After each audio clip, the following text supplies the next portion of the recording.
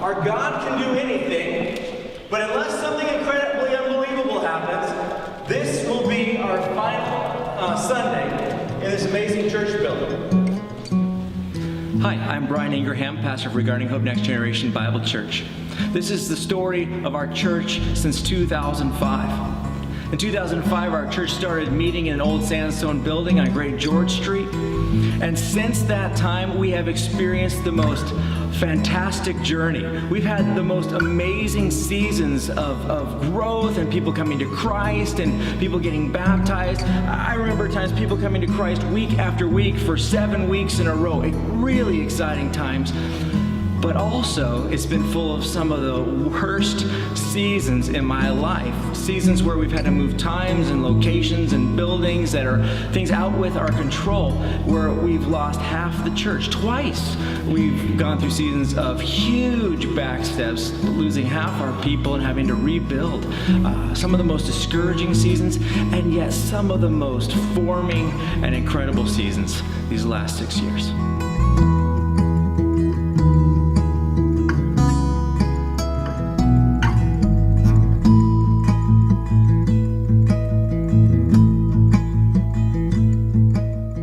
We've never had a church to call our own. For 2 years at Great George Street, we saw some of the most incredible growth, doubling, tripling in size in just 18 months. And then in May 2009, we received some devastating news.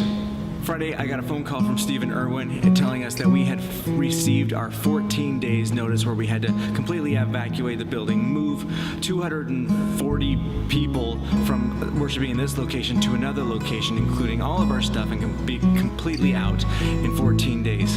An unexpected crisis moment. We as a church had spent a good amount of time really making it our own, and our hearts kind of got attached to the building as well, just by the more work we did in it. It was actually just after all the kids stuff started taking off and we started seeing families come in that we got the notice and our 2 weeks to get out, and we were just kind of felt all that for nothing, and it was just a bit disheartening. Outreach was becoming more effective, numbers were growing, felt like the team was becoming healthier and healthier, and then this came out of nowhere. We had 2 weeks left, 2 weeks notice, no options, and all we had was a hope and a confidence that God was going to be faithful. This was the moment when we started to film and to chronicle what God was going to do. We didn't know what he was going to do, but we were confident that he was going to do something, and we wanted to be able to testify to that.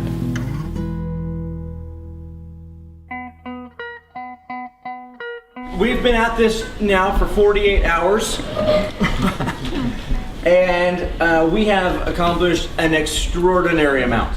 We're working on a variety of different options, short-term options, medium-term options, and long-term options, and every option carries with it its own set of obstacles. My job right now is to make an inventory of all the stuff we have amassed to determine how much square feet of storage we need and about how many vans we're going to need to move it all. After 24 hours, we pretty much narrowed it down to about 5 options. In the meantime, we have been approached by our building owners to negotiate buying.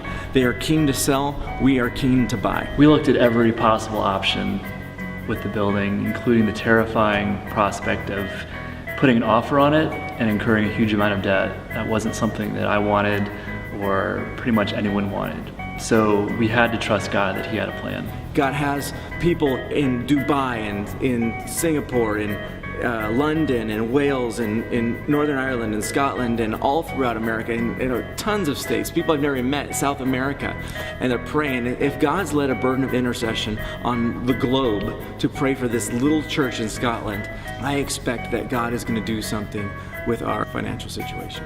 We tried to negotiate a price with the owners that where we could buy this building from them, and we're still in the negotiation process, but so far, as high as the heavens are above the earth, so high is their price compared to what we can do. So it's Friday, we have 1 week left in our building here.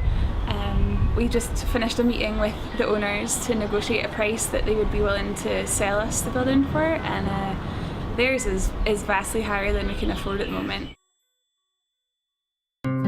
All right, so basically what we're doing is we're moving everything out of the church today.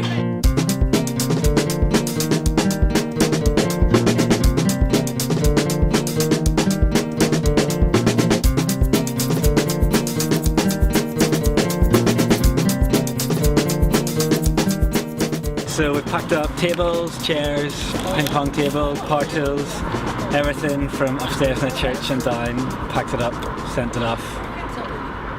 That's it.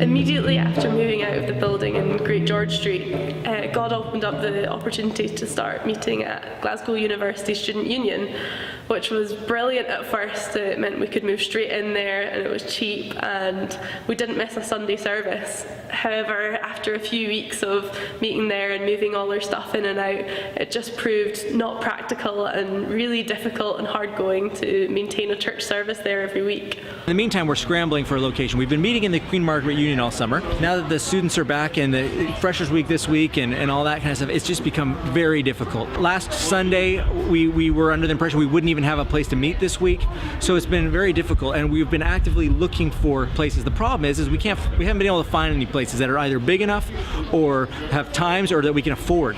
So that we've had so many no's, and it's just been up and down and up and down. It's been exhausting. Yeah, our current situation here is that we have moved from the QM, which was the student union at the University of Glasgow, and we're now meeting here at the Kelvin Stevenson Church, which is here behind me.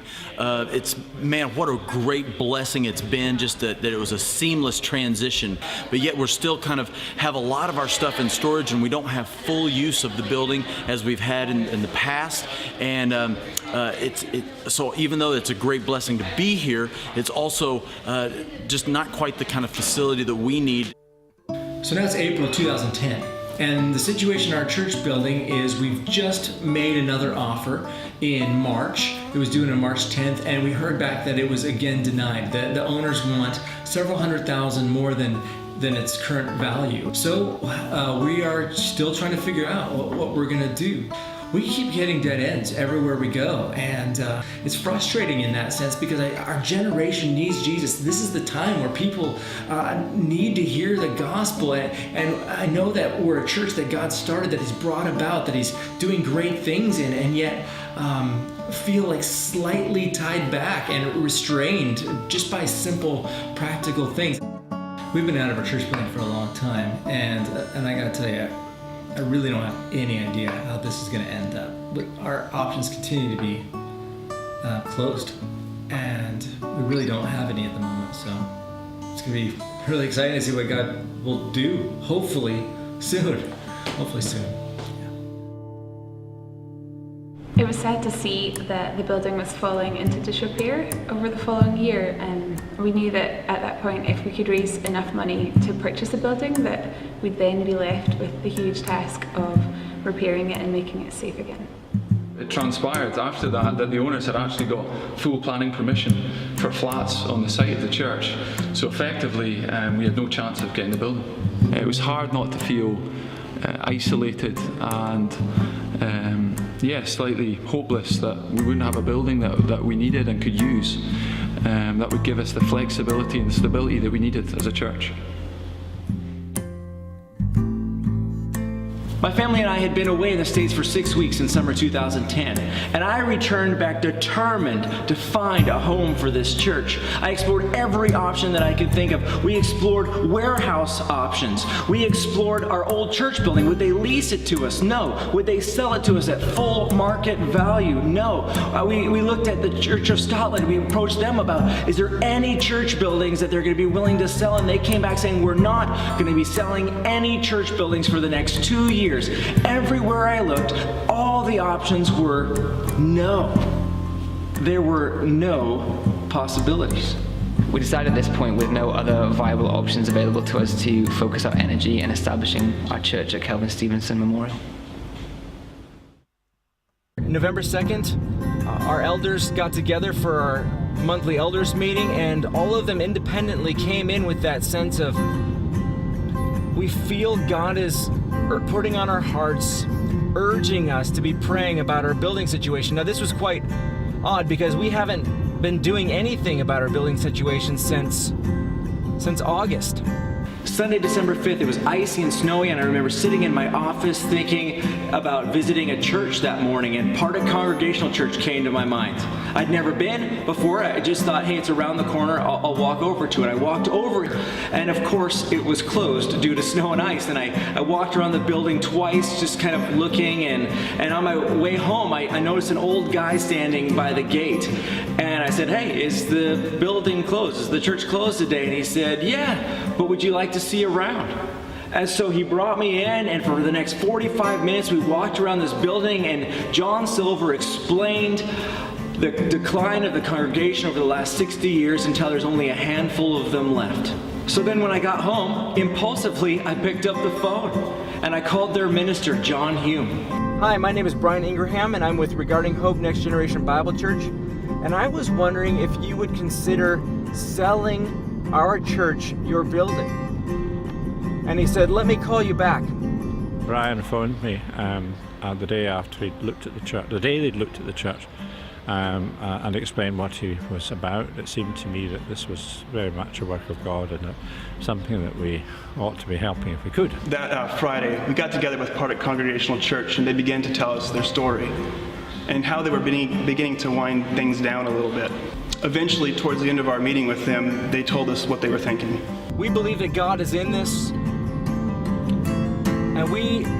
and our building has been valued at £150,000. And just to tell you, £150,000 is so much less than the £500,000 we had been offering last April for the Great George Street Church building.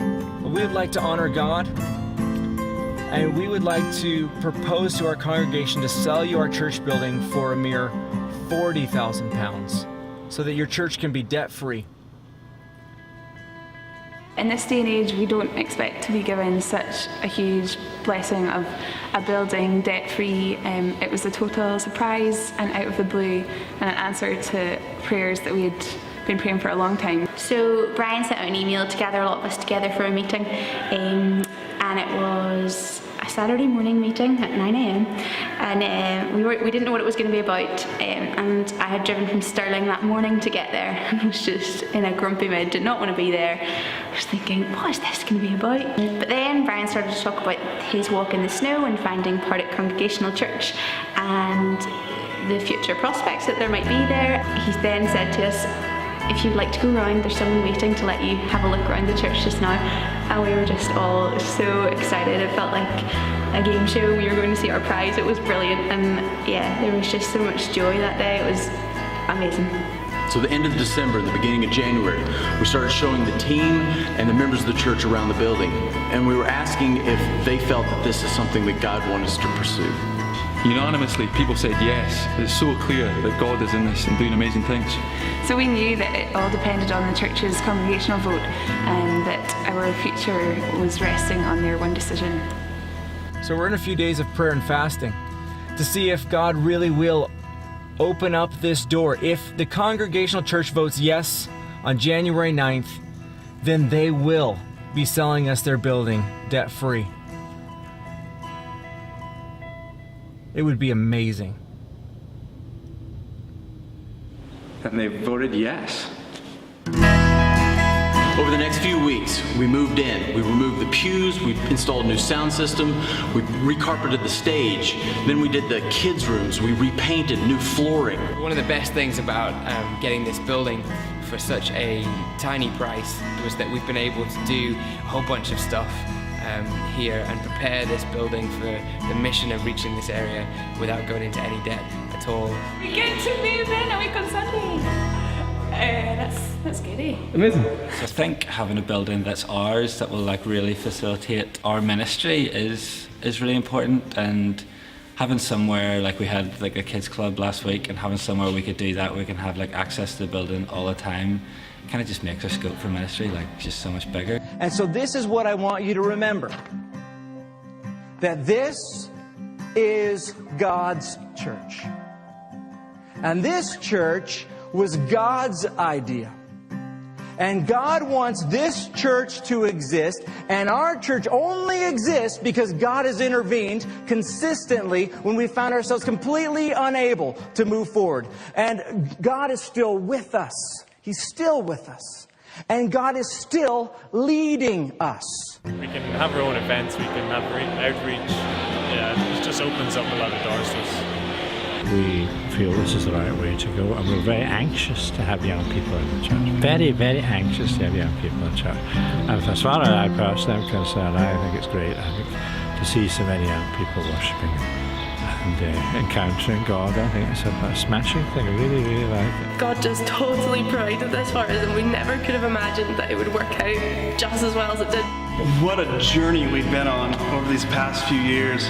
How exciting it is to now see that God taking us into the future. We're so thrilled to be a part of His will and His purposes for Scotland and for Glasgow.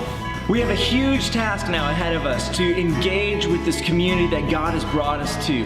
But I'm convinced that the same God who has been faithful to bring us here will be faithful to lead us forward in effectively and courageously reaching out to this community for Jesus Christ and His great kingdom.